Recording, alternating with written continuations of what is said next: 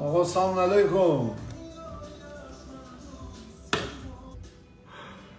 آقا چاکر همه دوستان و رفقای عزیز، عرض به خدمت شما. بذار ذره داداش شاید بیشتر بشه، بعدا یه توضیح بدم. حالا این لایو هم بعدا سیوش میگم بکنه. آقا عرض به خدمت شما. چرا شدن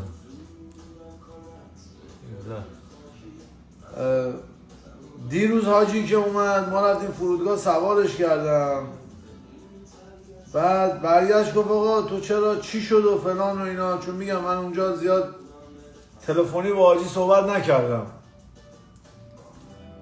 برگشت گفت که آقا چرا یه پیج دیگه درست نمی‌کنی؟ آقا اول از همه ما 1 سال هر روز داریم با هم دیگه صحبت میکنیم، شما فهمیدین که من اهل خارکسته بازی نیستم. باز حاجی میگه به حاجی دایرکت دادن که این چرا اینو ول کرد و چرا رفت نمیدونم یوتیوب و فلان و برادر. من باید یه راه ارتباطی با شما داشته باشم، درست؟ اوکی. پیج 6 میلیونی ما رو برادر اینجا رو نگاه کن اینجا رو. من اگه خودم کسخلم کدوم خارکسته خرید پیج 6 میلیونی رو میبنده؟ نگاه کن اینجا رو. این الان گوشی منه دیگه، درست آقایون؟ اینستاگرام چی نوشته؟ اکانتتون میگه آیسی سیکتیر کردیم رفت. your account your activity میگه همه کسبازی هایی که داری، کامیونیتی ما رو فالو نمی کنی، یعنی اونجوری که این اینستاگرام بخواد ما نمی کنیم. سیکتیر. یه بار دیگه میبندم آقایون نگاه کنیم، پس نگین بس. این بد این حرفا. بس چیه بابا؟ بس کجا رو بس؟ کدوم خارکسته خری پیج 6 میلیونی خارکسته رو میبنده؟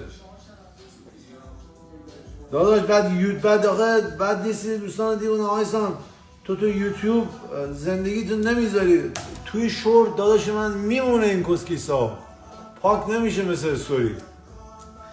بعد داداش دلیلی که من الان پیج نمیزنم، من پیج خودم الان دارم روش کار میکنن، ایمیل زدم بهشون فلان زدم، احتمال 90% تا چند روز آینده برمیگرده.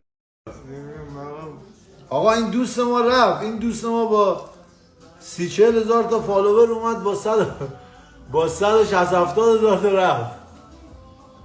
یارو میگفت که این دخترایی که الان این اینستاگرام دوست دارن دیگه، خب هیچ چی دیگه داداش. اگر 30 تا دختر ایرانی پشت این در جمع بشن، 30 تا به عنوان خواهر میتونن با من بیان توی پارک قدم بزنن، ولی اگر من اون خانوم من 10 ساله میشناسمش، وگرنه حاجی من یک سر سوزن خارکسته بازی در وجود من نیست. اون زده که بیا لایجان کون گجاد، من مرز بازرگان بیام مرز خارکسته موشک میبندن لایجان. آقا همینی میخواستم به شما بگم دیگه. میخواستم این اصلا پوسته نمیشه پوستیش. اگر میخوام برگردم به عشق شما میخوام برگردم، وگرنه دوباره عرض بکنم آقایون، من عاشق بچه معروف بودم از بچگی که به این آرزوم رسیدم در سن 35 سالگی.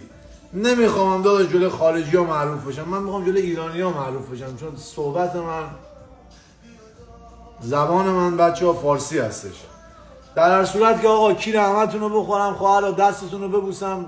همین روزای روز صبح بیدار میشیم میبینی آیسی بلند شد عکس ترازو وزن گذاشت دیگه. همین دیگه آقا، تو قلب من این آی لاو یو. مواظب خودتون باشین، انرژی خوب بفرستین. کمتر از یه هفته دیگه در خدمت شما. حالا هر کاری بخوام بکنیم، هر جا بریم به شما خبر میدم. جیگرتو برم آقا، تو قلب منین. دمتون گرم. آی لاو یو.